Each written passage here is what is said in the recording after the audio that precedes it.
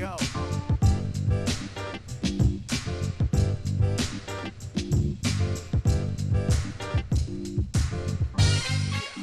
Substance. Nothing personal word of the day. March 25th. Today is Thursday. It's a Twitter space day tonight. If you're listening to this Thursday, if not, not. Substance is the word of the day. Substance, I associate that with drugs. You're a substance abuser. Don't take those substances. Those substances will help you perform. It's a performance-enhancing drug. That's a substance. But I'm talking about substance that's different now. I'm talking about pine tar, talking about fingernail clippers or nail files or jelly, KY jelly, Vaseline, petroleum jelly. I'm talking about any foreign substance that can doctor the ball. I wanted to do doctor as the word of the day. Doctor, doctor, can't you see I'm burning? MLB made this big announcement. It was a huge deal. They want everyone to know we are now going to be the substance police, not coke, not heroin, not crack, not Mary Jane. They are going to police baseballs. Thank you, God. Finally, MLB is doing something about the fact that every single pitcher doctors the baseball. GMAB, folks, here on NPDS. Give me a break. Here's the story of what pitchers do to baseballs. You've heard about it. A spitball. Do you know what? Like Gaylord Perry, a Hall of Famer, used to throw what's called a spitball, right? He basically put spit on the ball. Anything you put on a baseball does what? So a baseball is a circular object, and it goes through the air. I'm not doing a physics class because I'm not a physician or a physicist or any way involved or interested in physics other than what I know is when I'm walking and something gets in front of me that's solid and I hit it, I stop moving in that direction. That's what I know. When there's a circular ball that's being thrown, here's the other thing I know. If there's something on the ball that doesn't make it perfectly circular, it may travel in a different trajectory. If there's a substance on the ball, if there's a cut in the ball, it makes the ball travel differently. If you can hold the ball differently because it's a bit stickier than it would normally be, that means that you could put different spin on the ball. Pitchers have been doctoring baseballs since the beginning of time. 18 years of baseball. We never played against a team who didn't doctor the baseballs, and I never had a team playing for me who didn't doctor the baseballs. But yet, in 2021, we are trying to fix all that ails the universe. We're going to get rid of everything, including substances. So what actually happened? Memo went out from MLB to all the teams saying that they are now going to have ball compliance officers. Let me see your balls. That ball's out of play. I want to look at it. It used to be we'd authenticate balls that were taken out of play. We'd put a sticker on them. You can go online at MLB.com. You can put the code in and you can see from what game that ball was, from what hitter that ball was, home run balls. All of the MLB authentication program, which is amazing because it stops any sort of counterfeit in the memorabilia industry in baseball. If it's not authenticated and not online, don't buy it. It may not be who you think it was. Maybe it was the clubhouse guy signing a player's name. You never know. So there were always people looking at the balls, looking at bats when they were brought out of play. There was a big study done about the bats that were breaking. Remember a few years ago, all the cracked wooden bats hurting people, flying into the stands, litigation left, litigation right. We're going to study the bats. We're going to study the wood. So we're going to take all the broken bats. We're going to put them in a pile. We're going to send them to a lab, and they're going to be studied. Now they're going to take the balls out of play and look for substances. And they're going to study the spin rate. They're going to look at every single pitcher in Major League Baseball, and they're going to take a baseline. It's like getting a physical. How healthy are you? Well, let's take a look at all your readings and then come back in a month, come back in a year, and we'll see how much less healthy you are. or how much healthy you are. Did you lose weight, gain weight? We need a baseline. So we're going to have a baseline of pitchers and their spin rate. We're going to watch them get traded to the Astros. We're going to watch their spin rate improve. And we're going to say, wait a minute, we've got a ball problem. Michael Hill is the new senior VP of on-field operations. He's now in charge of balls, among other things. He's in charge of almost everything now. It makes me smile. He's quite capable of it. What is the use of doctoring balls? Well, I've spoken to pitchers and hitters inside a clubhouse about this very subject because it used to drive me crazy when I would see opposing team pitchers doctoring the ball. And then I talked to my own players and they'd say, please do us a favor. Don't say anything because we're just fine with it. The hitters say, we like when the balls are doctored because then it means that pitchers have better command.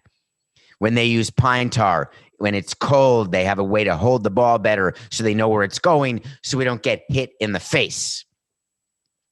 Pitchers say, don't tell on them because then they're going to start looking at us. Fair enough. So I don't ever recall telling on anybody going to Joe Torre after he left the Yankees when he was running on-field operations. I don't remember ever going to him and complaining about doctored balls because hitters want pitchers to do it for command purposes. Pitchers want to do it because they can get better spin, better rotation. But MLB is saying we've got to put a stop to it. We can't really control steroids, even though we've put a huge steroid testing in place. We got the best testing in the world, they say. We're better than the Olympics. Nobody's using performance-enhancing drugs anymore. I doubt that's true. Users are always ahead of testers. It's just a fact. Now we're moving on to clean up the balls because we want fewer walks, fewer strikeouts, and fewer home runs. We want more action. We're not just going to worry about changing defensive positioning, robotic umps, pitch clocks. We're going to make sure that the balls are right. Is this a worthy endeavor by Major League Baseball? No. What's going to be the punishment for a player who gets traded to Houston and all of a sudden has improved spin rate? There was always rumors that their improved spin rate was not just technologically based and was not just how great their pitching coach was, that they were doing something with the balls to make them spin better. Are they going to suspend players? Are they going to fine players? What exactly are they going to do?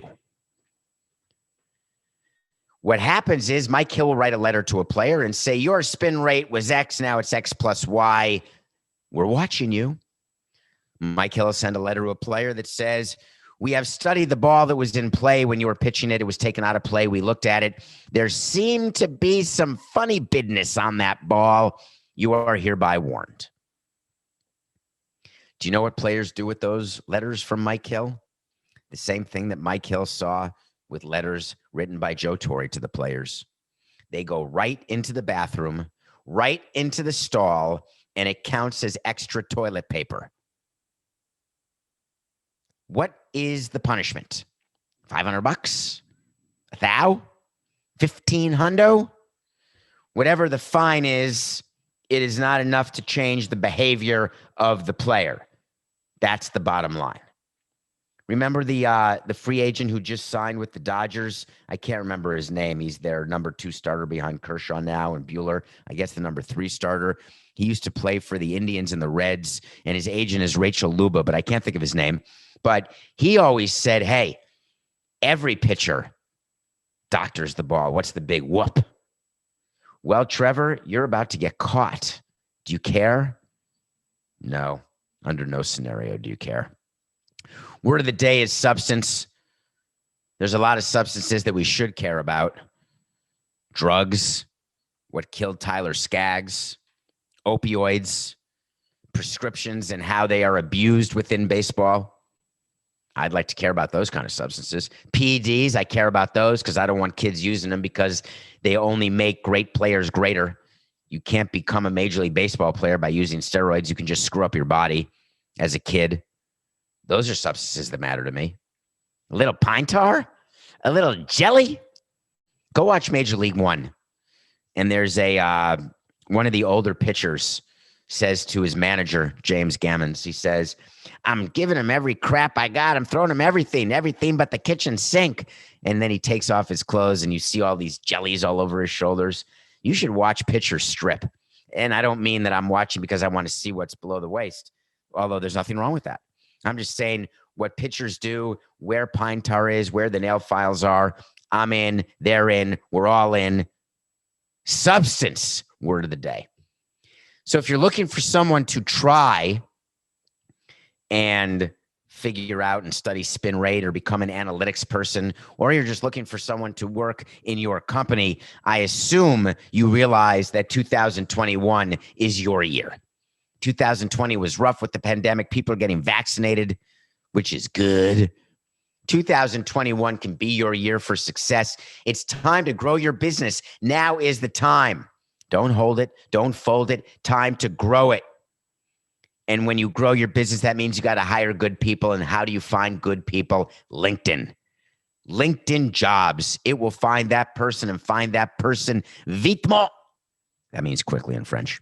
To start off this search, LinkedIn is nice enough to make your first job post free. How great is that? You can fill one of your open positions free. It's quite easy. Coco wants me to remind you because he wrote this into this read that I'm currently making up from what he wrote. You can do it from your PJs. How many people wear PJs, Coco? Do you wear PJs? Don't you just wear underwear and a t-shirt or just underwear or just your birthday suit? Do people actually buy the Eugene Levy nightshirt from Schitt's Creek or the Leave It to Beaver collared shirt with the bottoms as PJs? I used to wear pajama bottoms. Anyway, you can do it from your pajamas. The first post is free. So what LinkedIn does, folks, is they will do the search for you. Hi, I'm David. LinkedIn will do the search for you. LinkedIn is an active community. Do you know they have over 700 million people in there? 700 million members. It's pretty easy. All you have to do is go to linkedin.com/Samson. I guess that's the website. LinkedIn, LinkedIn.com/SAMSON. Post a job for free. When your business is ready to make the next hire, find the right person with LinkedIn Jobs. And now you can post a job for free. Just visit linkedin.com/Samson. Again, that's linkedin.com/Samson. Start growing your business. Terms and conditions, APPLWHY. All right, Coca, are we done with that? Let's move on to something that someone asked me, and it is a question on a topic that should fascinate all of you, but particularly the person who asked it. You know what I want? I want to talk to Samson. So you want to talk to Samson. So you want to talk to Samson is a segment that we do. Nothing personal. Try to do it every day. Get into my Twitter at David P. Samson. Please follow me. We have fun on Twitter. Every Thursday night, we go into Twitter Spaces. Matthew Coco will send a link on his Twitter or on my Twitter. I don't know which. And then we'll take your questions for an hour from 8 to 9 Eastern every Thursday night, most Thursday nights. Not next Thursday night, but every other Thursday night. Tonight, we're doing it. But so you want to talk to Samson is when you ask a question that gets into the show. It's from the movie Half Baked. David, hello. What are your thoughts on NHL referee Tim Peel being dismissed after being caught on a hot mic saying he wanted to, quote, give a effing penalty, close quote, to the Nashville Predators during a game? What? OMG. An NHL referee just mouthed what's been happening for decades on the NHL ice, on the hardwood in basketball, on the diamonds of baseball, and on the gridiron of football. Hold on. Did this just happen? It can't be. Did a referee just say that he was looking to call a foul/penalty on someone on a team? I have to take a minute, Coca. Can we pause the show? All right. We're back in 4, 6, 9. So you want to talk to Samson, has a question about an NHL referee who claimed that he was going to call a penalty on a team even when a penalty wasn't warranted, and now he's fired. Horror. Have you ever heard of the concept of a makeup call? Anybody? A makeup call is when you miss a call on one side. Here's how it goes. It's quite simple, actually. Picture a basketball game. LeBron James is going down the lane. The defensive player's in position. LeBron James crashes into him. LeBron James gets the and one, even though it was a charge. Next trip down, the opposing team has the ball.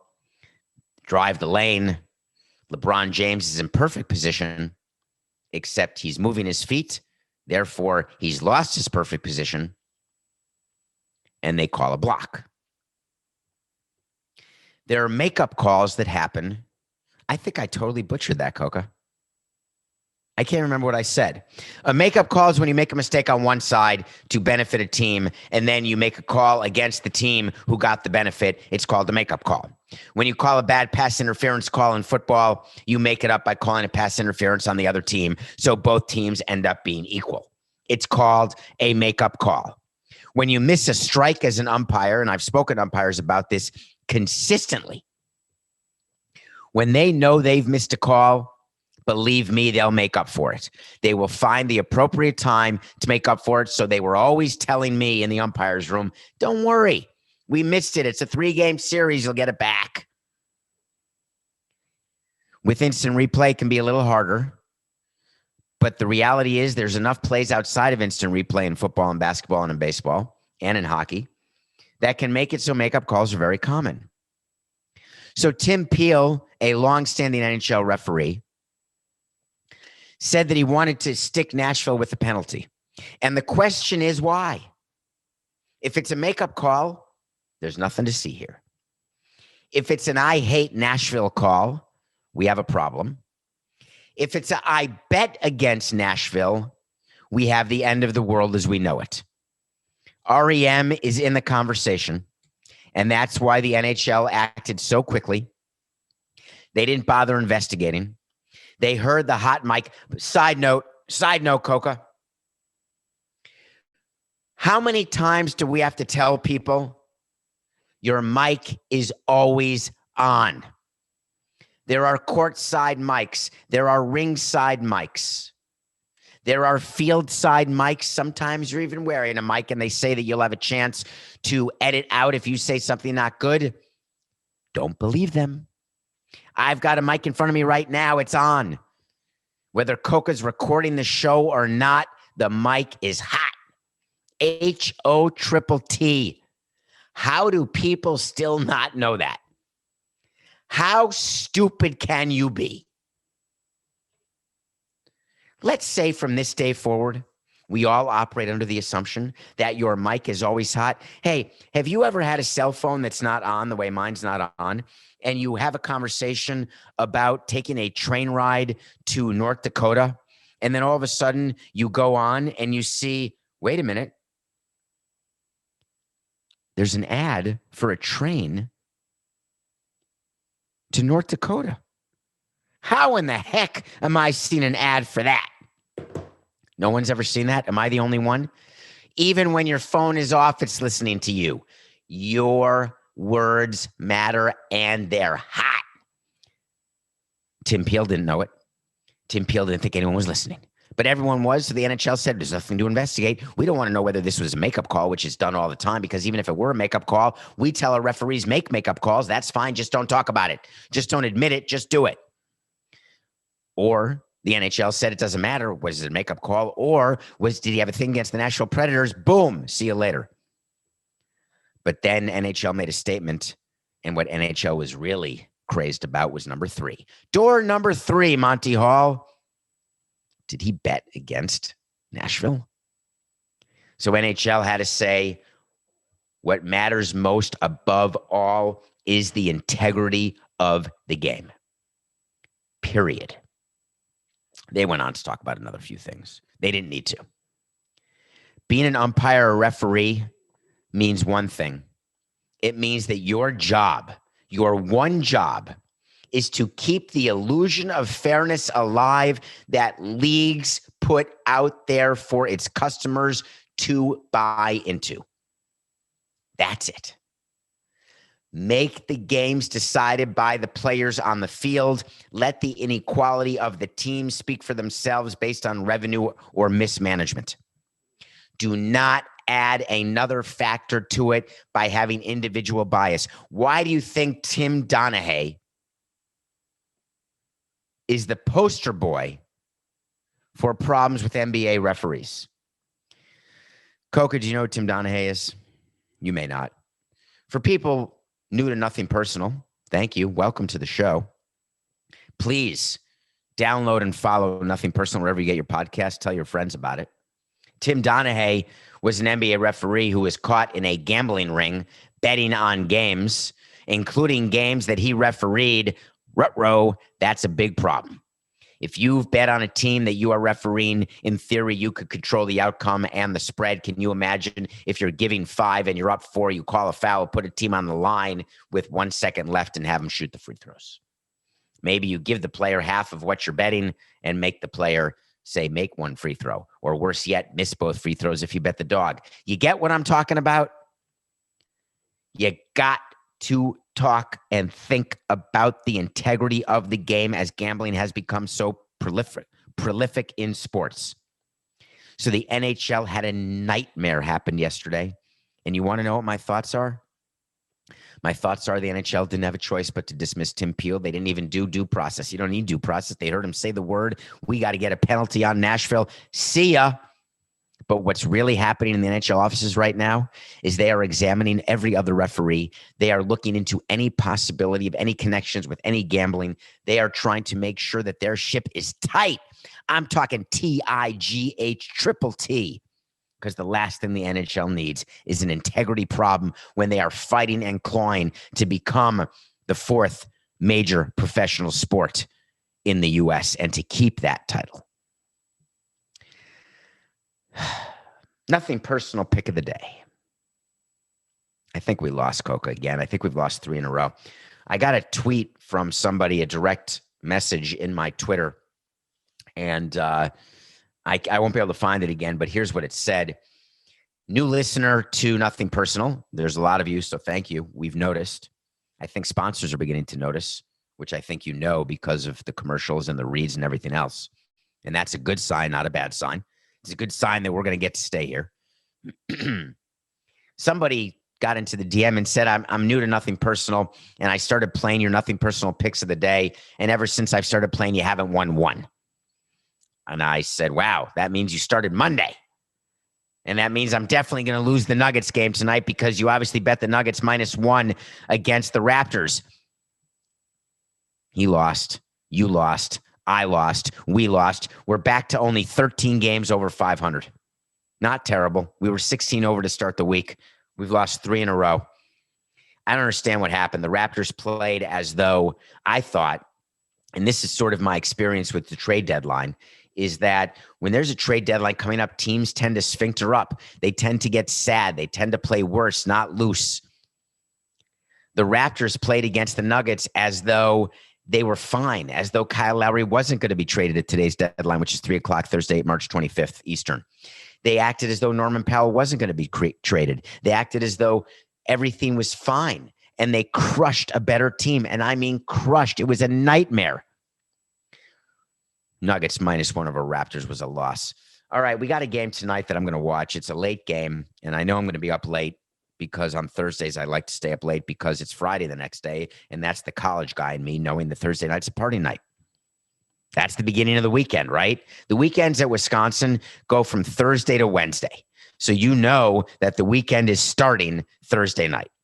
So the late game has the Sixers and the Lakers. And I was looking at the line of that game, and I was thinking, so Sixers are giving 4.5 to the Lakers. It's in LA. That seems outrageously high. And then I realized that on Monday or Tuesday, I got sucked into the post-LeBron injury, post-AD injury. We've got Schroeder. We're okay. Got sucked into that, and the Lakers got their ass kicked. And I don't remember who beat them, but the Pelicans crushed them by like 60 points. The Sixers are way better than the Pelicans, even with Embiid, who I think is still not playing Coca. But 4.5 on the road for the Sixers, book it. I'm taking the Sixers. I'm giving the 4.5, and I'd like to stop the losing streak. So for the nothing personal fan out there betting the games, could you do me a favor and take the Lakers? Just take the Lakers plus 4.5. Do us all a favor, because the nothing personal pick of the day is Sixers minus 4.5 over the Lakers. NBA teams right now, it is the morning of Thursday, the 25th. So let's say there's 6 hours left until a trade deadline. Here's what players do today on the day of a trade deadline. When you know that you are not being traded, and players know, they may say they don't know, they may say they were totally surprised. I can't believe I was traded. That's really a bunch of horse hockey. They definitely know that when they're being traded. They tend to turn their phone off because they're getting texts from family, from friends, from associates. They know very well that the people who matter in terms of whether or not they're traded know how to reach them even when their cell phone's off. How do I know this? Because we've got the cell phone number of family members. We have the cell phone number of the agent. The agent has the special bat phone for the player. Players have multiple cell phones. I would say 70% of players have multiple cell phones, and they give us officially one of the numbers, but somebody always has the other of the number, because ICOE, in case of emergency, you really need to be able to reach someone. In case of trade, not as necessary, because all we'd have to do is just say the trade is done. It gets into the Twitterverse, and then the player would find out from any family member who's with him, any friend, etc. So right now, the NBA players are just sort of taking it easy. Kyle Lowry celebrates a birthday today, I think, Coca. I may be wrong on that. I don't know why that's in my head, that he was rumored to be traded to the Sixers or the Heat from the Raptors and the trading deadline. It is his birthday. Okay. Does he turn 35 today, Coca? I think he does. And that is old for a player, but not ancient. He becomes a free agent after this year. I would expect Lowry to be traded. He doesn't need to worry about keeping his phone on. He will be contacted and figure out where he's going. The question is, will a team like the Heat be willing to give up a young enough and good enough player to make that trade happen, even though the Raptors really have no leverage at all, because he's an expiring contract player and he's the face of the franchise. But for the betterment of the Raptors, he should be traded, but we'll wait to see whether he will be. Some of my favorite deadline stories are that we would spend the deadline in baseball, and it used to be, the deadline used to be late at night. The deadline used to be like midnight. And so we'd have to spend all day after the game in the office, because it's always a game. When we were on the road, we would not go to those road games. We'd always be in the office. Even with the advent of cell phones, you still want to be in one place. You have your player development people with you, your head of player personnel. You've got someone who works in your farm system, scouting people. You're all in a room, the assistant to the GMs, the assistant GMs. You order in pizza. You've got a bunch of junk food around, and you're sitting there and you're thinking about trades and you're calling all the teams. The interesting thing is the NBA trade deadline is much more complicated than the MLB trade deadline, because of the salary cap. The salary cap makes it so, in addition to having the baseball people in the room, or the basketball people in this case, you have to have the lawyers in the room. You have to have the cap geniuses in the room. You have to have the people who know whether or not a trade can happen, because it's not just player for player. In baseball, we had it easy. We wanted to trade a player. We'd ask for a bunch of players in return.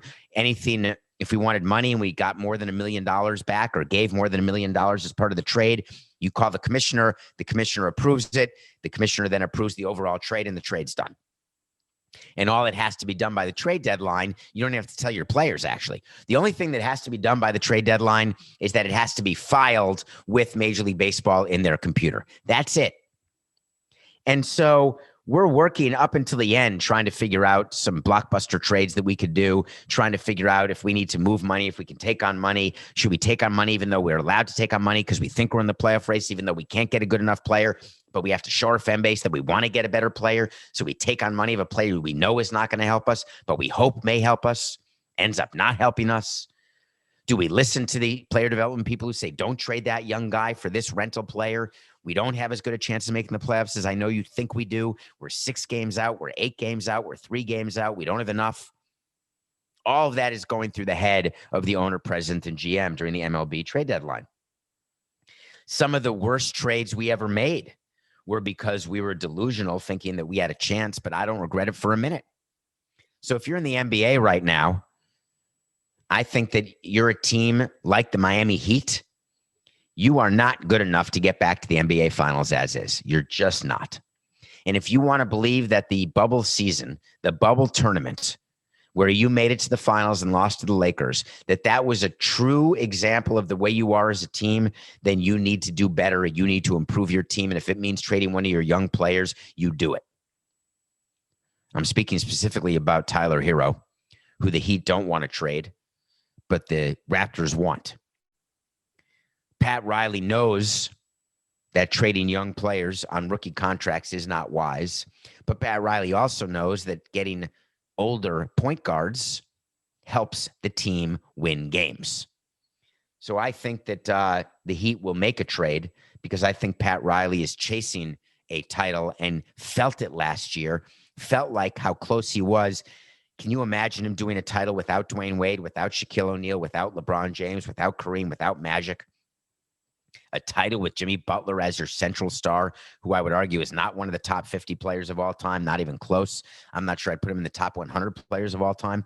Winning a title with this group would be Pat Riley's cherry on top of his Hall of Fame best ever Sunday. Other teams around the league are going to be looking to pick off players from teams who are out of the race. It's sort of exciting, Coca, right? I don't think it's going to be a huge trade deadline because there is such uncertainty this year, especially with COVID. The uncertainty is that you could trade for a player that could violate COVID protocols, could test positive. They haven't been vaccinated yet. And all of a sudden that player isn't playing for you any longer. So we'll sort of talk about the trade deadline again tomorrow, but don't worry. You could go to CBS and get wall-to-wall coverage of the deadline on CBS Sports HQ. You can get it anywhere you are watching because it's something to talk about. It's content. So I was thinking about blockbusters, and I decided instead of participating in a blockbuster, which I used to do, and I'm sort of sad that I can't anymore, although I'm really not because I'd much rather be here with you every day for 45 minutes. So I watched a movie called The Last Blockbuster, and after the break, we're going to review it, and then we're going to get to a little tiny bit of Daniel Snyder content. Thank God for that. We'll be right back. Welcome back to Nothing Personal. We watch a movie every day. I watched The Last Blockbuster. It is a documentary on Netflix. It is a story of literally the last Blockbuster store that is located in a city called Bend, Oregon. It's the story of what happened at Blockbuster. And I had been wrong the entire time. I had a relationship with Blockbuster because the owner of Blockbuster was Wayne Huizenga, who also was the owner of the Dolphins, who also was the owner of the Marlins. But as owner of the Dolphins, he was my first landlord when we first got to Florida in 2002, before he sold the Dolphins to Stephen Ross, who then became my landlord after. That was my last landlord with the Marlins. Wayne Huizenga made a fortune on waste management. Then he sold Blockbuster in a brilliant move to, wait for it, close your eyes up there in Stamford, Connecticut, or in New York City, or in Fort Lauderdale. Yep, sold it to Viacom. After Blockbuster got sold, all of a sudden, they took on a lot of debt for that acquisition. It was sold for billions of dollars. There were Blockbuster stores everywhere. They were like Starbucks. You couldn't, McDonald's. You couldn't go a block without seeing a Blockbuster. And I was sort of emotionally connected to Blockbuster because that's how I would spend time as a high schooler and elementary schooler and grade schooler. You'd go rent a video. And there is no better feeling. And if you're of my age or older, maybe a little younger, you know this feeling. Coca has no idea what I'm talking about. There's no greater feeling than seeing a thick Blockbuster tape. That's critical. Do you know what I'm talking about, Coca? The way it works is when you go into a Blockbuster and you're looking to get a VHS tape of your movie, if it's thin, that means the cover of the VHS tape that shows the movie that you're trying to rent is pressed against the wall. That means there's no actual VHS tape behind it, which means it's not available to rent. So you're looking for thickness. Remember, thickness matters. And if you find thinness, you have to go to the cash register and say, excuse me, is that movie being returned? Can I check the return bucket right now, even though it's the middle of the day? Blockbuster. They sold candy. It was heaven. I always thought Blockbuster closed down because all they did was VHS tapes. And once streaming started, that was it for Blockbuster. Turns out I was wrong. You learn in this documentary that Blockbuster actually competed with Netflix for quite a while. I did a Netflix subscription for like $9.99 where you get 3 DVDs sent to you. And when you return one, then you get another one, and you had a queue of movies, and you could screw around with your queue and move some movies up to the top of the queue, move some movies down on the queue, and you'd open your mail and you'd hope to God that you would have another Netflix DVD, but then you realize you forgot to send in your old one, so you could only have 3 at a time. I did not know that Blockbuster was in that business as well. I didn't know they had an online component. I didn't know that they were trying to segue their store-based business into the internet world. I thought Netflix just blew them away. What actually happened is Blockbuster folded under a rock of its own debt of the parent company and of itself. And they simply could not expand their subscription base as fast as Netflix. And that's how they lost out. Not because they weren't competing with them. They actually were. They just didn't have the money to get subscribers the way Netflix did. So this Last Blockbuster movie is a movie worth seeing because if you don't know about Blockbuster, you'll learn. If you do know about Blockbuster, it will make you feel all warm and gushy inside. The Last Blockbuster. Daniel Snyder is in the show. Daniel Snyder is the owner of the Washington football team. Word came out 2 days ago from Jason Wright, the team president. People like this name. We're going to have a permanent name as early as 2022, but you know what? We may just be permanently called the Washington football team. Fans have taken a liking to it. It's got tradition. It's got history. I don't really understand how. I don't think it does. I think that's just a line of horse hockey trying to get people to come up with names or to be okay with the new name that's chosen. But that's not the biggest news surrounding Washington football, not even close. The biggest news is that Daniel Snyder has found a way to buy out his limited partners. Why is that big news? Let's rewind. Do you remember the fight he's having with Fred Smith, the head of FedEx, and other of his limited partners who are trying to distance themselves from Dan Snyder, who's in the middle of being investigated for major sexual harassment and horrible, horrible violations of women? Remember all the Washington Redskin cheerleaders and the special calendar and photo shoot they had to do for Daniel Snyder and other executives? Remember the fact that Daniel Snyder started to investigate his own team and the NFL said, no, we're going to do the investigation. Thank you very little. Remember Daniel Snyder, the guy who's being sued by his limited partners in a campaign because he believes, the limited partners believe, that Daniel Snyder is not fit to own the team and the limited partners want out? Remember the Daniel Snyder who's suing the limited partners for what he believes the limited partners have done to smear him in order to lower the value of the team so that they can therefore suffer. Daniel Snyder suffering? Nope, not at all. All of that legal chicanery. And I'm not talking about the sexual harassment and the culture and the investigation that's going on. All of the legal battles between Daniel Snyder and his partners were over valuation of the team. Daniel Snyder wanted the valuation lower. The partners wanted the valuation higher. Daniel Snyder did not want to buy them out. They were trying to force Daniel to buy him out. Well, the NFL stepped in, and the NFL said, we'll make you a deal, Dan. We are going to lend you $450 million. You'll pay us back by 2028, but we're going to lend you $450 million. You're going to add it to $450 million of your own money. You're going to give these partners $900 million for their 40%. That values your team in the billions, and it gets them out and you in total control, along with your mother and sister owning 100% of the team. Are you good with that? Daniel Snyder said, well, wait a minute. What does that mean about the investigation into me and into my front office and into my job as owner of the team? And the NFL said, here's what it means. Nothing.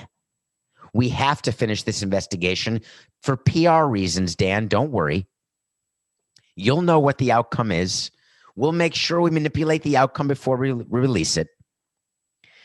But we need to make sure that it's just you as owner, because we don't want the distraction of these other owners, even though they're big corporate sponsors. We don't want the distraction and the infighting that's been happening around your team. We need calmness around the Washington football team right now. When you unveil your new brand and your new team, we need you to get revenue. We need you to be good again.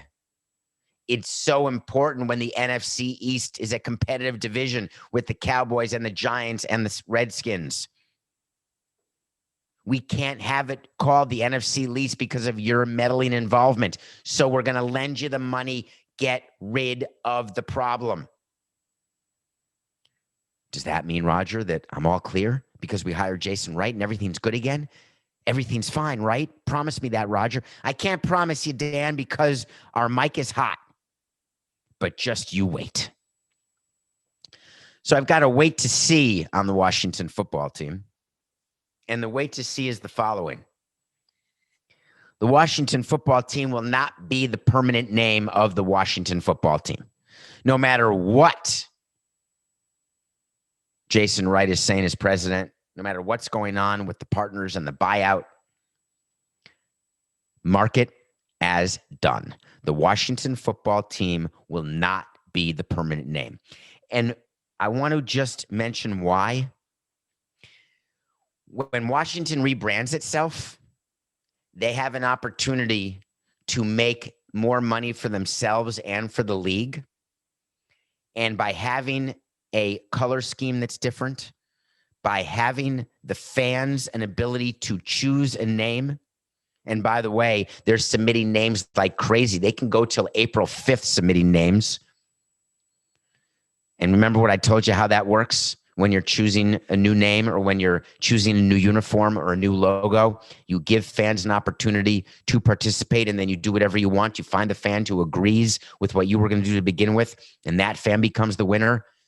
You don't want to miss out on that rebranding. When the Redskins became the Washington football team this past year, was it 1 year or 2 years that they've been the football team, Coke? I can't even remember. I'm going to assume it's 1 year, 2 years. The reality is it's been 1 year. There was no real rebranding. They did not have the time to do it. That's why the Washington football team, wait to see, will have a new name. All right, we're closing today's show with a winner. We finally got to a number that we're going to get way higher, but I had promised that once we get to 2,000 YouTube subscribers, that's YouTube. If you're watching this on Nothing Personal with David Samson YouTube channel, you have to hit the subscribe button. If you're listening, you just follow Nothing Personal, hit a follow button or subscribe or whatever the heck you have to do. But I said there'd be a raffle. So we had 2,000 people in a raffle, and guess what? If your name is John On, A-U-N-E, you had to listen to the entire show to hear your name called, which you all do anyway, and I appreciate that. A-U-N-E, I'm probably saying that wrong. Contact Coca or me on Twitter. John On, you won. Your subscriber in randomly 694, whatever that means. We did a number randomizer. That's how we do it. And you are going to win a gift. So when you subscribe to Nothing Personal, you never know what's going to happen. When you download and listen, you never know what's going to happen. When you do the CBS bracket and all you have to do is beat Coca in the March Madness bracket, you never know what's going to happen. Because here at Nothing Personal, we understand it's just business. This is nothing personal.